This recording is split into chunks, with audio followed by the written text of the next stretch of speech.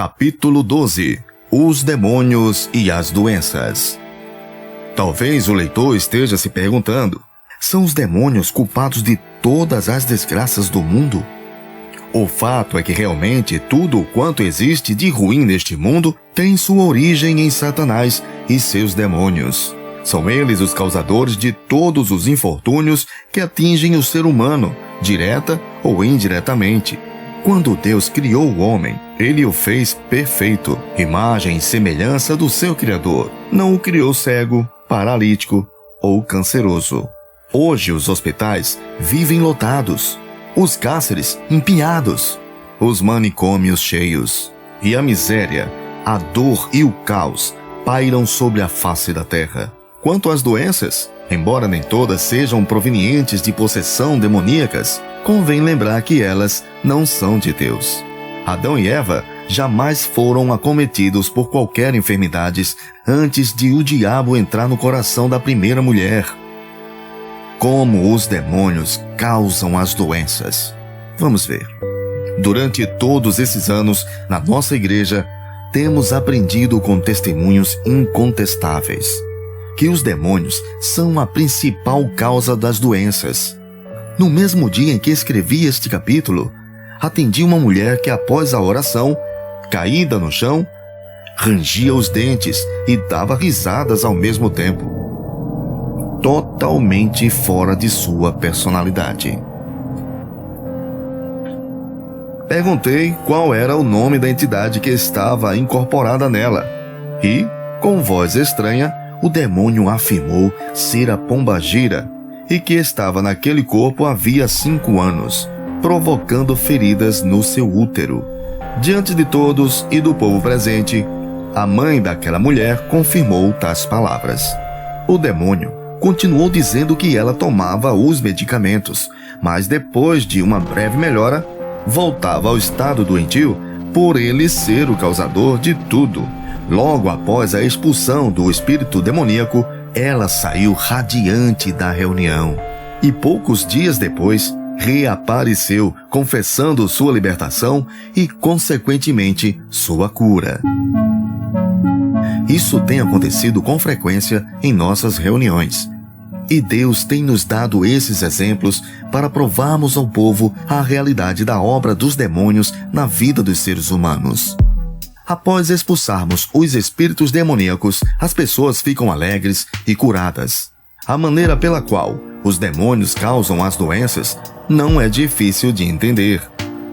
Toda doença tem uma causa. E essa causa é sempre um vírus, um bacilo, um germe, uma bactéria, enfim, um micro-organismo que provoca a destruição dos tecidos. Esse agente microscópio se movimenta, age e tem vida. Perguntamos: de onde vem essa vida? De Deus não pode ser, pois ele não é destruidor. Como já falamos no capítulo 7, no item A possessão e as doenças, para que esse micro-organismo se movimente e destrua, é necessário que haja uma força dentro dele, um espírito destruidor, e não podemos identificá-lo com nenhuma outra coisa, senão com uma força demoníaca. Quando Deus criou o homem, formou-o do pó da terra. Embora esse homem tivesse olhos, nariz, boca, pernas e etc., não podia falar, ouvir ou andar. Enfim, não podia se manifestar, porque não tinha nenhuma força motora para isto. Deus soprou nas suas narinas o espírito de vida, e daí então o homem começou a se manifestar, através daquele corpo que Deus criava. Assim também acontece com a doença. O espírito de vida que existe nela não é de Deus, mas de Satanás. Vejamos um exemplo bíblico. E veio ali uma mulher possessa de um espírito de enfermidade. Havia já 18 anos. Andava ela encurvada, sem de modo algum poder se endireitar-se. Vendo a Jesus, chamou-a e disse-lhe: mulher, está livre de toda enfermidade. E impondo-lhe as mãos, ela imediatamente se endireitou-se e dava glória a Deus. Cabe a cada um a preocupação de se encher do Espírito Santo. para não dar lugar aos espíritos imundos. Necessário é dizer também que se deve ter uma alimentação sadia e todo o cuidado com a saúde, evitando a se expor a doenças transmissíveis e não exagerar no beber ou no comer, pois muitas vezes as enfermidades são causadas por tais abusos. Toda pessoa endemoniada, no entanto, possui doenças para as quais não são encontradas explicações médicas ou naturais. No segundo caso, o demônio pode agir de maneira que alguém venha a pensar que uma enfermidade é natural ou congênita, quando, na realidade, ele a provoca para destruir a pessoa. Agora fica a pergunta: todo doente é endemoniado? É claro que não. Embora a doença seja demoníaca, nem todo doente é endemoniado. Há uma grande diferença entre estar com um espírito de enfermidade e estar possesso. Vejamos algumas considerações. Uma pessoa pode estar cheia do Espírito Santo, mas devido a uma má alimentação ou a um distúrbio qualquer, fica enferma. Há cristãos que, desprovidos de sabedoria, jejuam durante vários dias, trabalhando normalmente. Uma fraqueza ou uma doença pode sobrevir a tais pessoas. Devemos orar e jejuar, porém jamais deixar de cuidar do nosso corpo. Isso é vigiar. Se não cuidarmos do nosso templo do Espírito Santo, ficamos sujeitos às doenças. Mas nem por isso se pode dizer que estamos com demônio. Somos seres humanos e estamos sujeitos a várias variações climáticas e orgânicas que podem provocar desequilíbrios físicos e deixando-nos vulneráveis às doenças. Não devemos nunca esquecer que nosso corpo não é invulnerável. Ele é o templo do Espírito Santo, devendo ser cuidado e nutrido para estar fortalecido contra os ataques das enfermidades de Satanás. Aquela mulher que andava encurvada, referida em Lucas 13, imediatamente passou a andar livremente após ser expulso o espírito de enfermidade. Quando alguém está com este espírito, está doente e não possesso.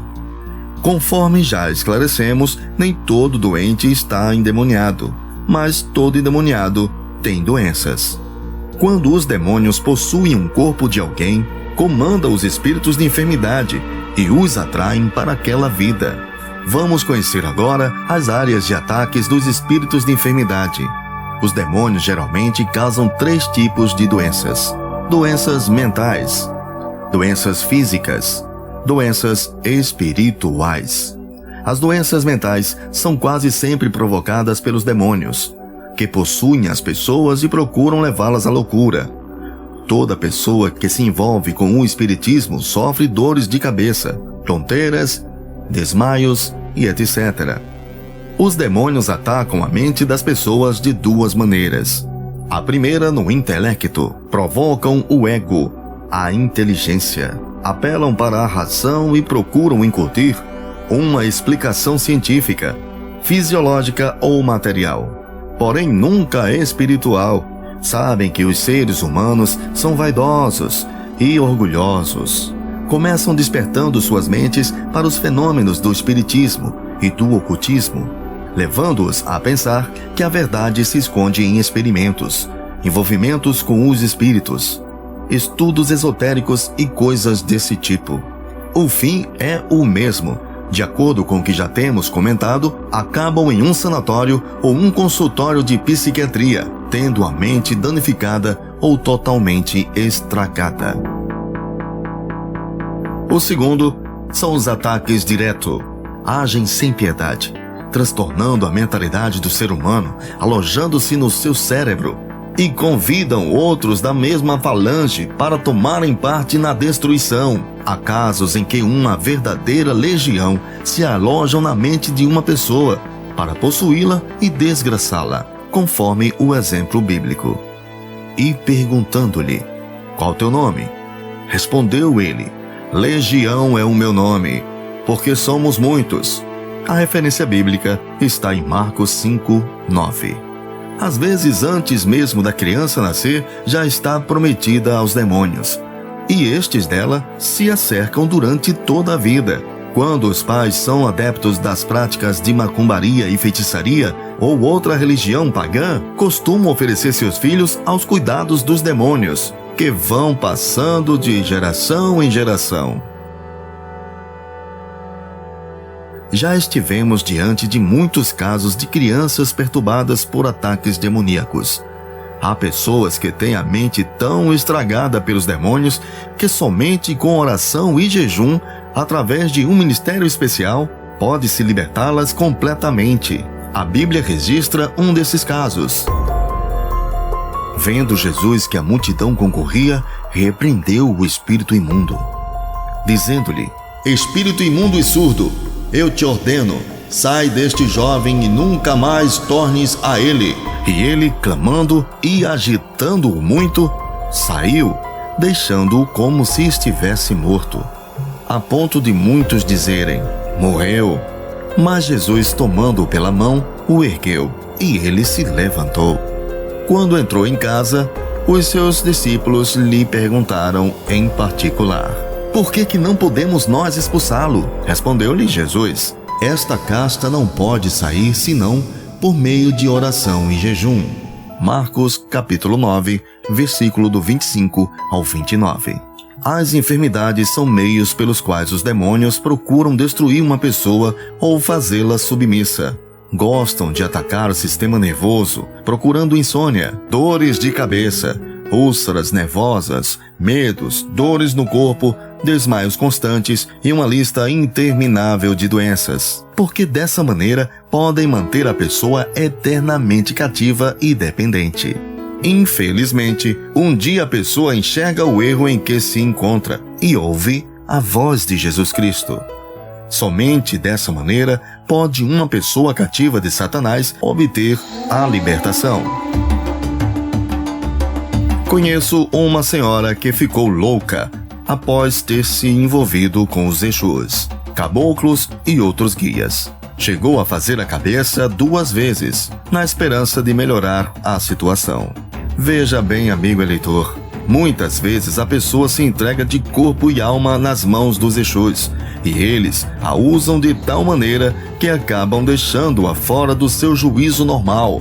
As doenças espirituais são aquelas que apresentam sintomas de enfermidades, sem que os médicos consigam localizar ou diagnosticar sua causa. É comum a pessoa procurar ajuda médica e dizer que sofre, por exemplo, de uma terrível dor de estômago. O médico faz todos os exames cabíveis e depois afirma que ela não tem absolutamente nada. O paciente muitas vezes se aborrece e duvida da capacidade daquele médico. Consulta muitos outros, não obtendo o resultado esperado em nenhum deles. Às vezes, os médicos encaminham tal pessoa para especialistas, supondo ser tal problema de origem psicológica, e nada. Muitas dessas pessoas acabam procurando um centro espírita, na esperança de ter um problema resolvido. O fato é que a pessoa que está realmente sofrendo de um mal espiritual, o demônio que está atuando naquele corpo, o está fazendo de maneira direta, sem a interferência de bacilos, infecções ou lesões. Embora as enfermidades sejam obra do diabo, nem sempre o demônio que as provoca se manifesta diretamente nelas. Quando ele é expulso da vida dessa pessoa, com a libertação, a cura é instantânea. Que todos os pastores conheçam esta verdade. Que todos os verdadeiros cristãos saibam colocar em prática o poder de Deus neste sentido.